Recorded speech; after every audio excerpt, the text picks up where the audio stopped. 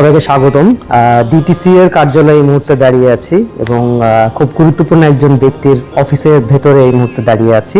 Transport professionals ফাউন্ডেশনের যে আমাদের বিজয় দিবস 2025 উপলক্ষে আমরা যে কার্যক্রমটি হাতে নিয়েছি, যে আমরা এক্সপার্টদের সাথে কথা বলবো, তাদের মতামত জানবো, তাদের কাছ থেকে দিক নির্দেশনা নিব, ভবিষ্যৎকে মাথায় রেখে, শুধু বর্তমানকে মাথায় রেখে না, যে ভবিষ্যতের বাংলাদেশ, ভবিষ্যতের পরিবহন খাত কীরকম হতে যাচ্ছে।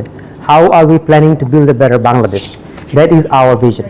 এবং আমরা এই মুহূর্তে কথা বলছি ডিটিসি এর নির্বাহী পরিচালক নীলিমা আক্তার ম্যাডামের সাথে।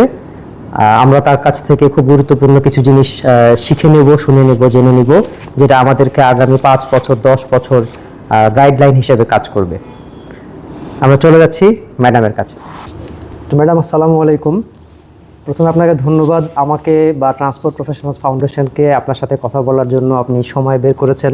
তো ম্যাডামের কাছে আসলে আজকে আমরা অনেকগুলো প্রশ্ন নিয়ে এসেছি। আমি জানি না সবগুলো প্রশ্নের উত্তর ম্যাডাম দেওয়ার মতন সময় পাবেন কিনা, আমরা চেষ্টা করব অনেক কিছু জেনে নিতে।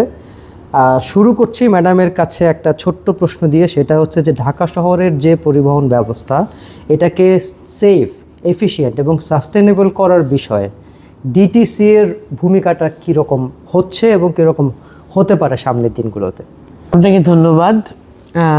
একটু ব্যাকগ্রাউন্ডের দরকার আছে, কারণ ডিটিসি সম্পর্কে আসলে ডিটিসির যে ভূমিকা, এটা সম্পর্কে অনেকেই অবহিত নন।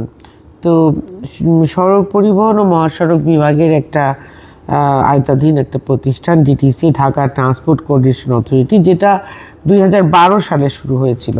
2012 সালে যে গেজেটটা বের হয়, সেখানে ডিটিসির অধিক্ষেত্রটা সেখানে প্রকাশ করা হয়। এটা অধিক্ষেত্র হচ্ছে ঢাকা, নারায়ণগঞ্জ, গাজীপুর, মুন্সিগঞ্জ এবং মানিকগঞ্জ জেলা। এটা 8ই মার্চ 2022 সালে প্রতিষ্ঠিত হয়। তো এই যেটা ডিটিসি করতে যাচ্ছে, transport strategic transport master plan, এটা একটা কন্টিনিউটি আছে 2003 সালে, তারপরে 2005 সালে, 2015 সালে, 2005 সাল পর্যন্ত ছিল স্ট্র্যাটেজিক ট্রান্সপোর্ট প্ল্যান। তারপরে আরএসটিপি হচ্ছে, রিভাইজড স্ট্র্যাটেজিক ট্রান্সপোর্ট প্ল্যান হচ্ছে 2015 সালে। এখন আমরা 2025 সালে এখন আমরা প্রোগ্রাম করছি ইউআরএসটিপি, মানে updated revise strategic transport plan. তো এটা একটা মজার ব্যাপার, কি বলতে চাই আমি, এটা ট্রান্সপোর্ট প্রফেশনালের মাধ্যমে পৌঁছে দিতে চাই যে আসলে এটাকে কিন্তু strategic transport plan 2005, strategic transport plan 2015, strategic transport plan 2025, এইভাবেও কিন্তু বলা যেতে পারে। তো ফাইনালি যে রিপোর্টটা বের হবে, আমরা সংশ্লিষ্টদের বলে দিয়েছি যে আসলে স্ট্র্যাটেজিক ট্রান্সপোর্ট প্ল্যান 2025 এই হিসাবে এই যেন জিনিসটা পাবলিশ হয় আর কি। এখানে পুরা এই কি হবে, মানে এই ঢাকা শহরের এই স্ট্র্যাটেজিক ট্রান্সপোর্ট, সেই বিষয়গুলো ডিটিসির বলতে পারেন যে কার্যক্রমের মধ্যে পড়ে আর কি, যেই স্টাডিগুলি করা হয়েছে আর কি। তো সেইখানে এখানে রিফ্লেকশনগুলো, ট্রাফিক ব্যবস্থা, parking, metro line, BRT line, bus route rationalisation, এটা সম্পর্কে ডিটেলস এখানে বলা আছে।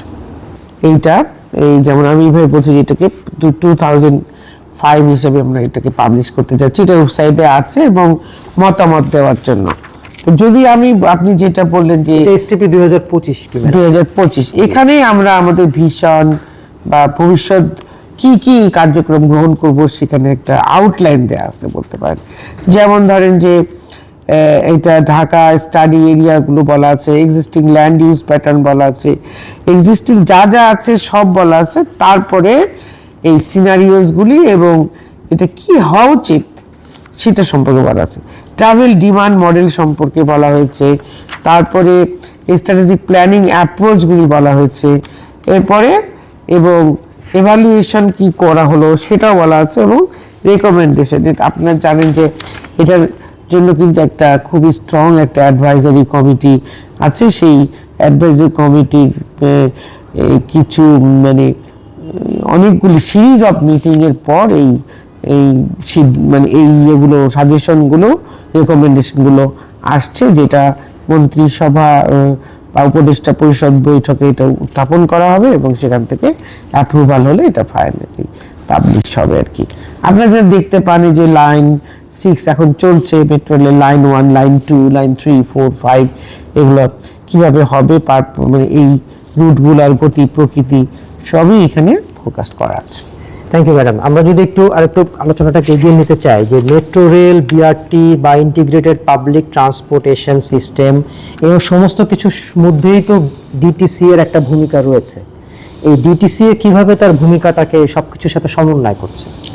আচ্ছা, এটা মানে সুখের কথা এটাই যে কিছুদিন আগে ওই পরিবেশটা ছিল না অ্যাকচুয়ালি। তো ডিটিসি যেটা করেছে, ফর এক্সাম্পল আমি বলি যে ঢাকায় যেই সিগন্যাল বাতিটার কার্যক্রম পুনরায় শুরু করা হয়েছে, যেটা শিক্ষা ভবন থেকে শুরু করে এয়ারপোর্ট পর্যন্ত, এখানে কিন্তু আমরা একটা টিম হিসাবে কাজ করছি। ডিটিসিএ এখান থেকে সমন্বয় লিড দেওয়া হচ্ছে মাননীয় প্রধান উপদেষ্টা বিশেষ সহকারী জনাব শেখ মঈনুদ্দিন, উনি আমাদেরকে লিড করছেন এবং তার নেতৃত্বে আমাদের পুলিশ থেকে উভয় সিটি কর্পোরেশন থেকে বুয়েট এই কাজটা করছে এবং মেইনলি ডিটিসি থেকে আমরা সমন্বয় করছি। এটা তো গেল একটা।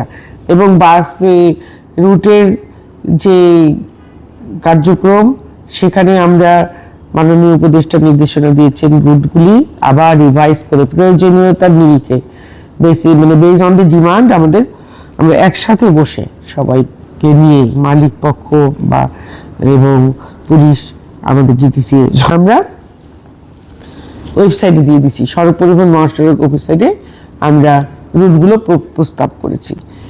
এটা খুবই চ্যালেঞ্জিং একটা এরিয়া, বাস সেক্টরটা এখনো আনটাচড বলা যায়, যে এটার কার্যক্রমগুলো ধীরে ধীরে শুরু করা হচ্ছে এবং প্রিপেয়ারনেসটা আমরা একটা কতগুলো সিরিজ অফ মিটিং, সভা, সেমিনারের মাধ্যমে এই চ্যালেঞ্জটাকে আপনি যদি একটু এলাবোরেট করতেন, যে ধরেন DMTCL, BRTA, city corporation, police, এছাড়াও আরো অনেক সংস্থার সাথে কিন্তু কাজ করতে হচ্ছে, জি একটার সাথে একটা জড়িত। এখন এই যে মানে একটা ইন্টারমিঙ্গলড একটা সিস্টেম, এটাতে ডিটিসিএ সমন্বয় করার দায়িত্বটা পালন করছে। জি, আপনার চ্যালেঞ্জেস গুলো কি এসেছে বা কিভাবে আপনি ওভারকাম করা উচিত বলে মনে করেন? চ্যালেঞ্জের জায়গাটা হচ্ছে মূলত বাস সেক্টরটা বেশি চ্যালেঞ্জিং। সেইখানে তো ধরেন যে বলা হচ্ছে যে ইস্যু যেটা আমাদের এনফোর্সমেন্ট ইস্যুটা, আমাদের প্রচুর যাত্রী, প্রচুর প্যাসেঞ্জার এবং পথচারী সবগুলোকে কন্ট্রোল করা কিন্তু একটু কষ্টকর। মানে অন্যান্য দেশের যে উদাহরণগুলো আমরা টানি, এখানে কিন্তু অনেক বেশি চ্যালেঞ্জের এবং রিসোর্স সংকট তো আছেই, প্রপার প্ল্যান। তারপরে আমরা অনেকগুলো সংগঠন একসাথে করি। আমাদের বিশেষজ্ঞ স্যার প্রায়ই বলেন যে আসলে আমাদের উই নিড ওয়ান আমব্রেলা। আমরা আমব্রেলাটা হওয়ার চেষ্টা করছি ডিটিসিএ, যে এখন সিটি কর্পোরেশন যে একটা প্রকিউরমেন্ট প্ল্যান করবে, সেখানে কিন্তু আমি হাত দিতে পারছি না।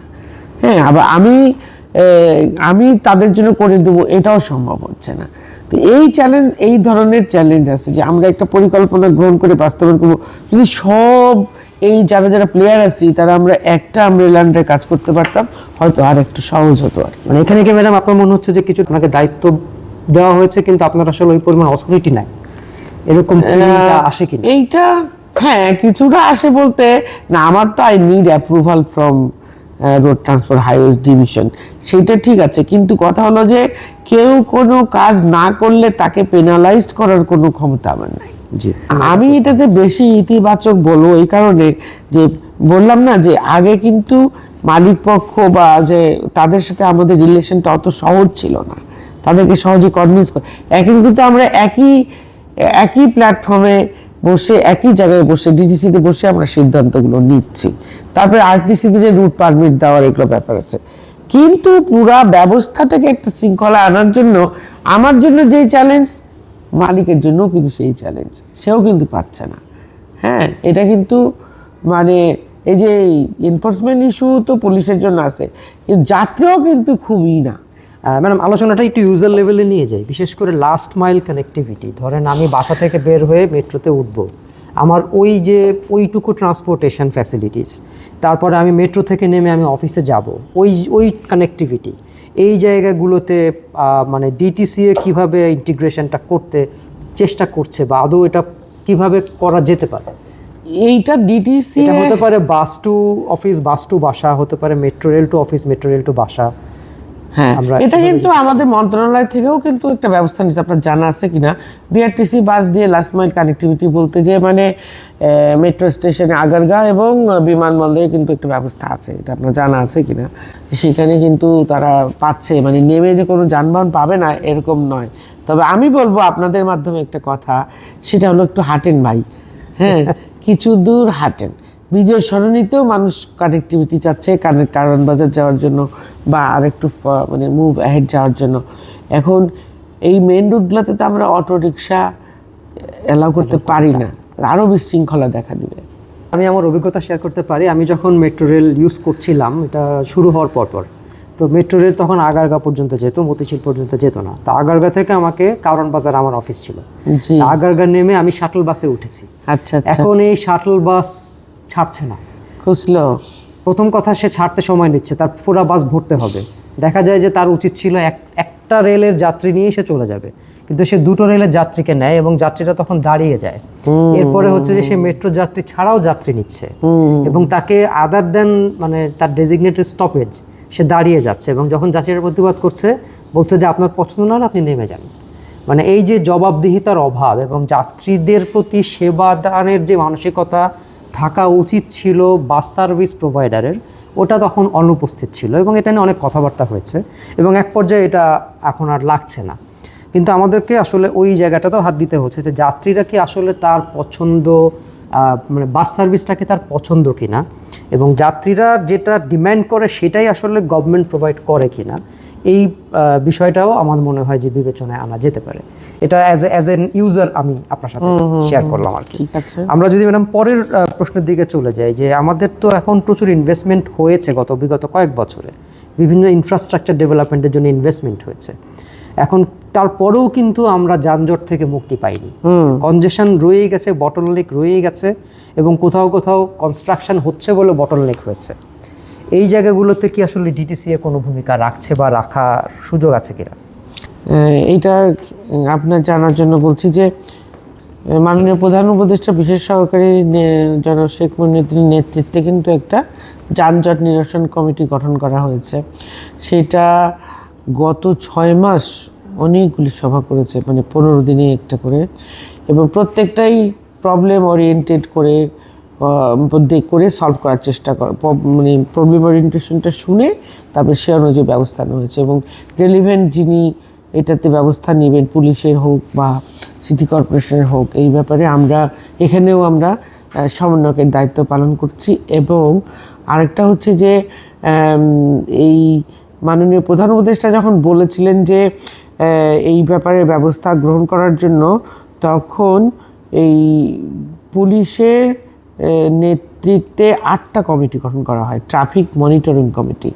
সেইটাকে আবার আমাদের ডিটিসিএ থেকে এখানে লেফটেন্যান্ট জেনারেল হাফিজ, মাননীয় প্রধান উপদেষ্টা বিশেষ সহকারী, উনি আবার একটা নির্দেশনা দিয়েছিলেন যে ডিটিসিএ এইটাকে এই কমিটিগুলো দিয়ে এই যে 8টা মনিটরিং কমিটি কাজ করছে যথার্থভাবে করছে কিনা, তাদের ফাইন্ডিংসগুলো যথার্থ কিনা, ট্রাফিক যানজটের জন্য কী ফ্যাক্টরগুলো দায়ী, সেইটা আমাদের ডিটিসি থেকে 2টা কমিটি গঠন করা হয়, তার আবার যাচাই করে দেখে, এবং সেই প্রতিবেদনগুলি এই যানজট কমিটিতে বিশ্লেষণ করে ব্যবস্থা গ্রহণ করা হয়েছে। মিরপুরের কিন্তু কিছু বস্তি না, মানে বাজারে যে অবৈধ দোকানপাট কিছু কিন্তু উচ্ছেদ করা হয়েছে, এবং এগুলো আমরা ছবি তুলে এনে সবাই উপস্থাপন করে দেখিয়ে, এবং আমিও কয়েকটা মিটিং করেছি যেখানে সরাসরি ওই মুহূর্তে কে দায়িত্বে আছে তার সাথে আমরা কথা বলে ব্যবস্থা নেওয়ার উদ্যোগ নিয়েছি। Thank you madam. আসলেই সব কিছুই আধুনিকায়ন হচ্ছে, ট্রাফিক ব্যবস্থাপনাও আধুনিকায়ন হচ্ছে, সেখানে ডেটা অ্যানালিটিক্স, আর্টিফিশিয়াল ইন্টেলিজেন্স, এই বিষয়গুলো আস্তে আস্তে চলে আসছে। তো এই জায়গাটায় আপনার মানে ট্রাফিক ফ্লো ইমপ্রুভ করা এবং সেই যে মানে আধুনিকায়নের যে বিষয়টা, সেখানে ডিটিসি এর কীভাবে ভূমিকা নিচ্ছে, কিভাবে আগামী দিনগুলোতে নিতে পারে বলে আপনি মনে করেন? আমরা এই যে বর্তমানে যে ট্রাফিক ব্যবস্থাপনাটা চালু করা হয়েছে, এটা অবশ্যই হোম গ্রোন এবং সীমিত বাজেটে। তবে এই যে আমরা একটা ইন্টারভ্যাল পরপর আমরা মিটিংগুলো করছি, সেখানে কিন্তু এই বিষয়গুলো আসতেছে যে ক্যামেরা লাগাতে হবে, এআই বেস করতে হবে। এটা আমাদের বলতে পারেন যে পরামর্শ ভিত্তিক আর কি আমাদের যে আলোচনাগুলো হচ্ছে।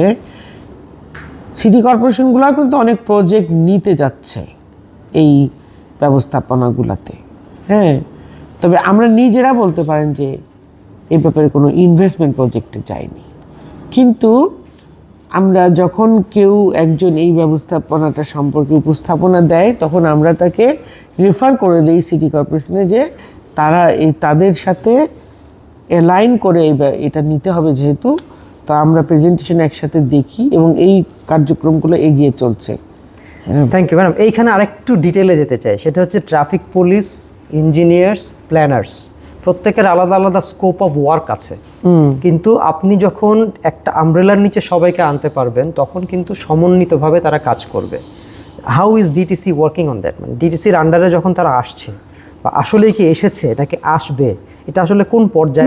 না, আমি মনে করি আমরা একদমই আসছি এবং আমরা খুবই ওয়েলকাম করি এবং আমাদের এখানে মিটিংটা হয়। দেখেন, এটা হয়তো দক্ষিণ সিটি কর্পোরেশনের কাজ, কিন্তু প্রেজেন্টেশনটা এখানে হচ্ছে, আমাদের এখানে হচ্ছে।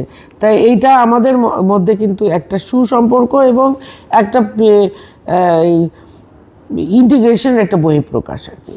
হ্যাঁ, এটা ভালো হতো যদি আমাদের অথরিটি একজন হতো, যে সিটি কর্পোরেশন তার অথরিটি হচ্ছে লোকাল গভর্নমেন্ট, আবার আমাদের হচ্ছে সড়ক পরিবহন, হ্যাঁ, পুলিশের হচ্ছে স্বরাষ্ট্র মন্ত্রণালয়।